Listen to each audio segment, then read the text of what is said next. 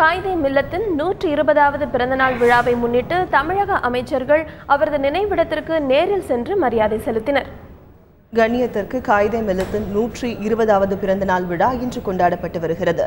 சென்னை திருவல்லிக்கேணி மசூதியில் உள்ள அவரது நினைவிடத்திற்கு நேரில் சென்ற தமிழக அமைச்சர்கள் ஓ பன்னீர்செல்வம், நத்தம் விஸ்வநாதன், வளர்மதி, கோகுல இந்திரா உள்ளிட்டோர் அவரது நினைவிடத்திற்கு நேரில் சென்று மரியாதை செலுத்தினர். இதேபோன்று திமுக பொருளாளர் மு.க. ஸ்டாலினும், மதிமுக பொதுச் செயலாளர் வைகோவும், பாமக சார்பில் முன்னாள் மத்திய இணையமைச்சர் ஏ.கே. மூர்த்தி ஆகியோரும் காயிதே மில்லத் நினைவிடத்திற்கு நேரில் சென்று மரியாதை செலுத்தினர்.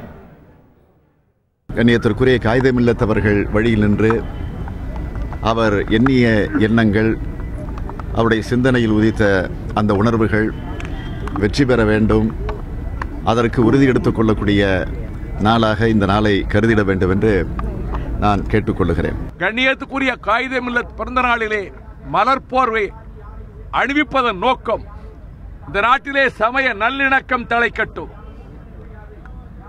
மதச்சார்பற்ற தன்மை தழைக்கட்டும்,